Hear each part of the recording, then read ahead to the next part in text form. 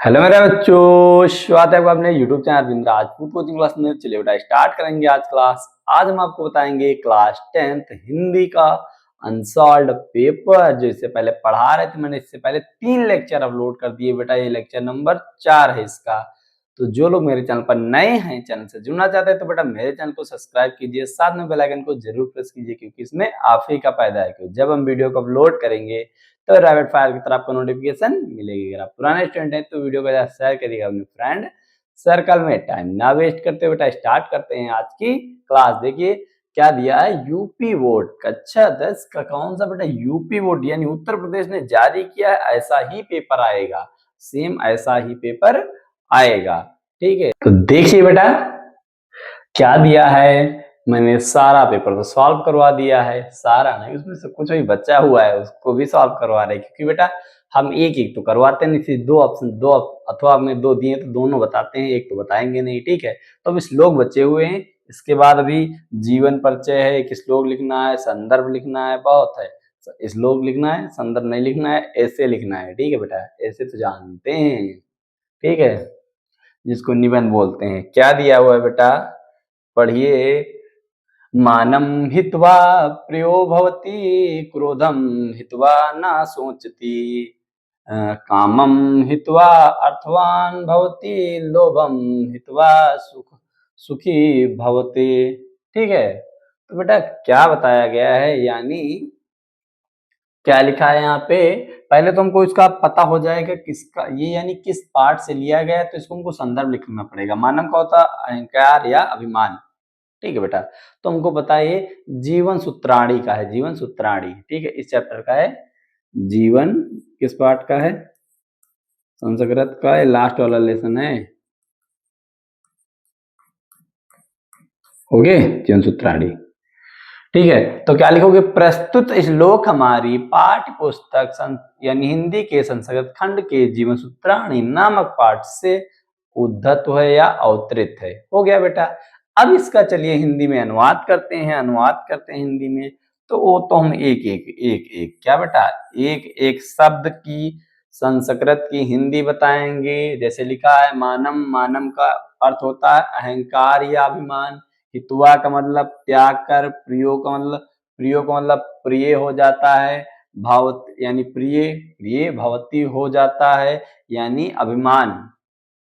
कैसा, प्रिय व्यक्ति बन जाएगा। कैसे, यदि अहंकार अभिमान त्यागने से व्यक्ति प्रिय बनता है। अभिमान या अहंकार त्यागने से व्यक्ति कैसा बन जाता है बेटा, प्रिय बन जाता है। बात समझ में आई होगी। अभिमान लिख सकते हो, या अहंकार त्यागने से व्यक्ति प्रिय हो जाता है, यानी प्रिय बन जाता है, प्रिय हो जाता है। क्रोधम हित्वा ना सुनचती, यानी क्रोध को, हित्वा यानी त्यागने से, क्रोध को त्याग करने से मानुष कैसा हो जाता है बेटा, मानुष शोक नहीं करता है। वो क्या, कैसा, उसको शोक नहीं होता, यानी कोई दुख नहीं होता। शोक का स्थायी, शोक करुण रस का स्थायी वो शोक होता है, यानी शोक का क्या होता है, दुख नहीं होता है। यदि मानुष क्रोध को छोड़ दे तो उसको कोई दुख नहीं होता है, ठीक है बेटा, नहीं होना भी नहीं चाहिए।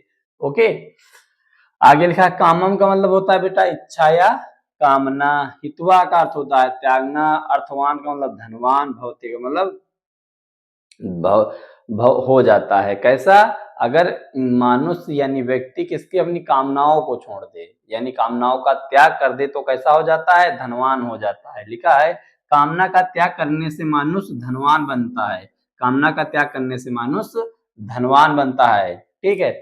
और बता क्या इसमें बता है, लोभम हित्वा सुखी भवे भवेते, यानी लोभ को छोड़ देने से, लोभ का त्याग करने से मानुष सुखी हो जाता है। लोभ जो त्याग दे तो मानुष कैसा हो जाता है बेटा, सुखी हो जाता है। तो इतनी मेरी बात प्यारे बच्चों सामने आई होगी। तो चलिए बढ़ते हैं आगे। अगला हमारा इस अथवा करके दिया, इसको भी तो बताएंगे। इसमें क्या दिया है, सर्वे भवन्तु सुखिनः सर्वे सन्तु निरामया सर्वे भद्राणि पश्यन्तु मा कश्चित् दुख भाग भवेत, यानी सर्वे भवन्तु सुखिनः, यानी सर्वे का मतलब सभी, भवन्तु मतलब सुख है, सुखी, ठीक है। सुखनीय का अर्थ मतलब सुखी, भवन्तु अर्थ रहे, यानी सभी सुख के भागियों, सभी सुखी रहें, ठीक है। सभी दुख सुखी रहें, सभी कैसे रहें, सुखी रहें, ठीक है। सर्वे संतु निरामय, सभी दुख से रहित रहें, यानी उनको दुख ना हो। दुख क्या, निरामय का अर्थ होता है रोग से। रोग क्या होता है बेटा, रोग, दुख नहीं, रोग होता है, यानी सभी लोग बीमारियों से मुक्त हो जाएं, या रोग बोल सकते हो, रोग से मुक्त हो जाएं, सभी लोग रोग से मुक्त रहें। हमारी बात समझ में आई। सर्वे भवन सुखनी, यानी सभी सुखी रहें, और सभी क्या हो बेटा, रोग से मुक्त रहें, यानी जिनको रोग ना हो, कोई बीमारी ना हो, ठीक है। और इसका जब बेटा संदर्भ लिखना, तो ये किसका है बेटा, जानते हो, प्रस्तुत श्लोक हमारी पाठ्य पुस्तक भारतीय संस्कृति, यानी प्रस्तुत श्लोक हमारी पाठ्य पुस्तक हिंदी के संस्कृत खंड के भारतीय संस्कृति नामक ये पाठ से लिया गया है। भारतीय संस्कृति का है ये जो सर्वे भवन सुखनी, ठीक है। तो इतनी बात बेटा समझ में आई। सर्वे भद्राणि पश्यन्ति, सभी किसको, सभी लोग शुभ चीजें देखें, यानी अच्छी चीजों को देखें, शुभ चीजों को, पसंती का अर्थ होता है देखें, माँ कसती दुख दुख भाग भवेत, यानी कोई भी दुख में भागीदारी ना हो। कश्चात माँ, देखो माँ, कश्चित का मतलब होता है कोई भी, दुख का अर्थ दुख, भाग का मतलब भागीदारी, और भवेत का मतलब ना हो, यानी कोई भी दुख का भागीदारी ना हो। इतनी बेटा बात समझ में आई होगी। तो चलिए आगे सवाल पकड़ते हैं। ये हो गए, ठीक है, श्लोक जो आते थे ये भी हो गए। अब क्या आता है, जय सुभाष खंड काव्य का चरित्र चित्रण उसमें से दिया होता है, जो आपके, यानी कि इसमें पूछा जाता है जो आपके जिले का हो उसका लिखना होता है ना बेटा। तो आप यहाँ के यूपी बोर्ड से, आप लखनऊ जिले से हैं, कौन सा आपका जिला है, लखनऊ, तो उसमें लखनऊ में क्या पढ़ाया जाता है, आपके में जय सुभाष पढ़ाया जाता है, सुभाष चंद्र। देखिए इसमें लिखा होता है ना, अपने पठित खंड काव्य के आधार पर निम्नलिखित प्रश्नों में से किसी एक का उत्तर दीजिए। कितने प्रश्न का उत्तर देना होता है बेटा, एक आपको प्रश्न का उत्तर देना है। कितने प्रश्न का, एक प्रश्न का उत्तर देना है। तो आपको पता है, कोई नहीं, आप अगर लखनऊ जिले से, अपने सबके जिले के आधार होता है इस पे, ठीक है। तो आपके में क्या आता है बेटा, लखनऊ जिले में क्या पूछा जाता है, जय सुभाष दिया है, जय सुभाष खंड काव्य के आधार पर नायक का चरित्र चित्रण। तो इसमें हम बेटा आपको चरित्र चित्रण भी इसका बताएंगे, और क्या बताना है, जय सुभाष खंड काव्य के प्रथम सर का कथानक लिखिए, यानी नायक कथानक इसका बताना है, यानी प्रथम सर्ग बताना है किसका, जय सुभाष चंद्र बोस का, और इसमें कुछ नहीं बताना है। चलिए इसको इरेज कर देते हैं बेटा, बताते हैं। पहला आपको बताते हैं, जय सुभाष खंड काव्य के आधार पर नायक का चरित्र चित्रण। जय सुभाष इसके क्या है, नायक हैं, नायक जय सुभाष जी। जय सुभाष का हमको पहले बताना है चरित्र चित्रण, प्रथम सर्ग नहीं, प्रथम सर्ग ना बनना बेटा, प्रथम सर्ग हमको नहीं करना है, पहले क्या बताना है, उसके बाद ये बताते हैं।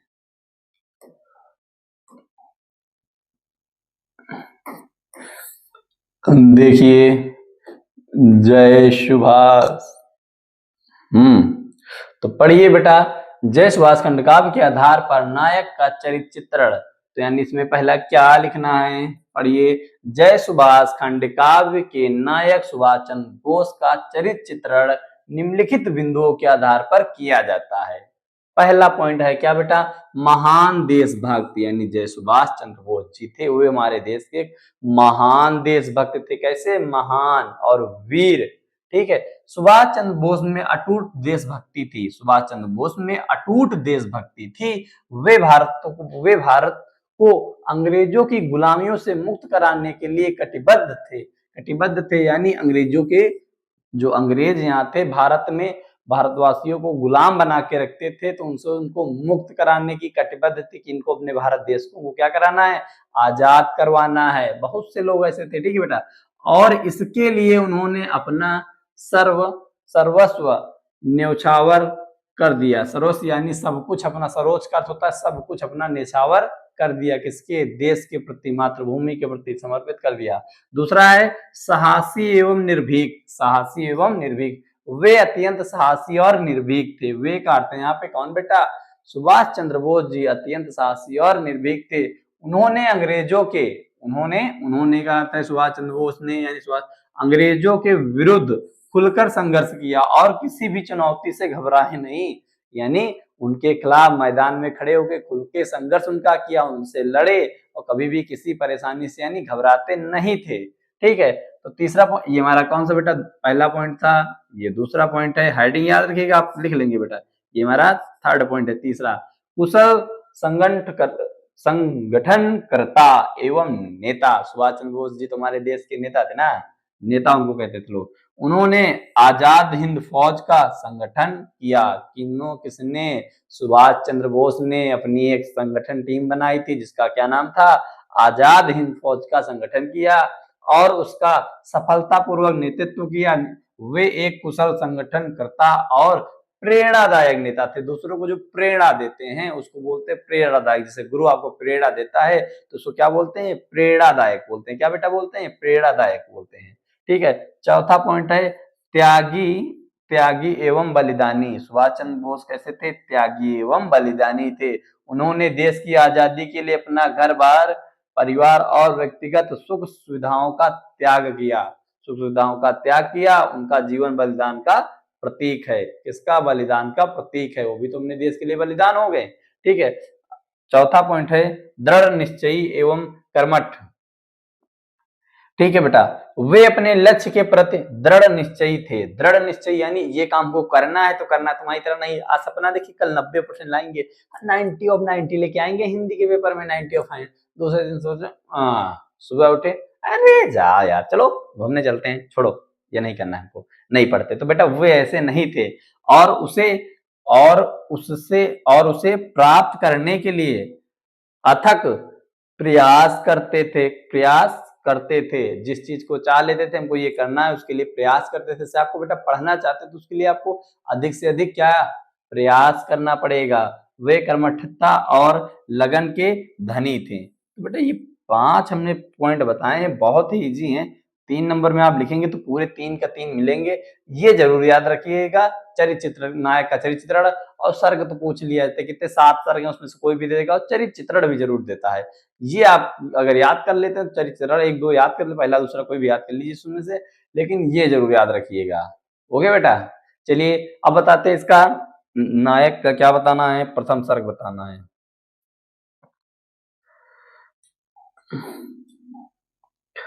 क्या बताना है बेटा, प्रथम सर्ग बताना है। चलिए पढ़िए।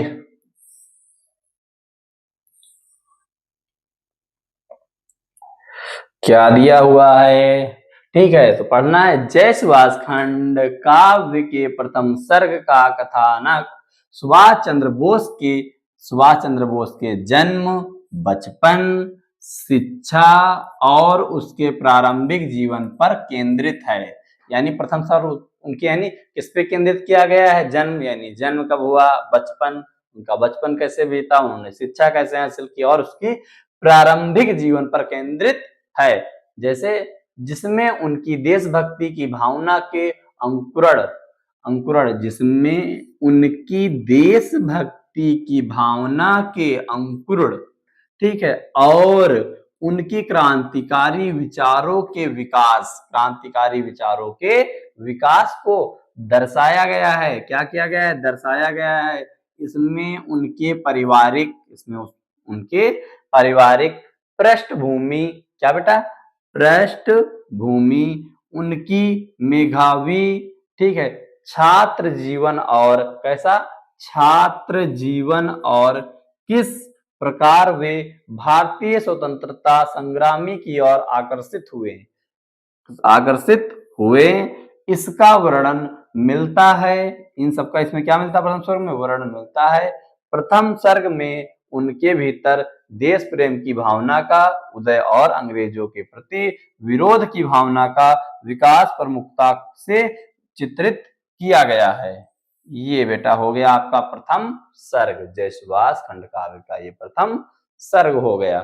ठीक है, तो बेटा आज के लिए इतना ही। अगर ये मेरी क्लास अच्छी लगती तो वीडियो को लाइक कीजिएगा, अगर चैनल पर पहली बार है तो सब्सक्राइब कीजिएगा, साथ में कमेंट कर जरूर है आपको वीडियो कैसी लगी। बेटा अभी 2 पार्ट और लेके आएंगे, ये चौथा पार्ट था, 10 से 12 मिनट का वीडियो होता है, बस 1 ही घंटा लगेगा, हमको भी पता है, आपका सारा पेपर सॉल्व हो जाएगा बेटा। ठीक है, तो मिलते हैं नेक्स्ट क्लास में। वीडियो देखने के लिए धन्यवाद। Thanks for watching this video.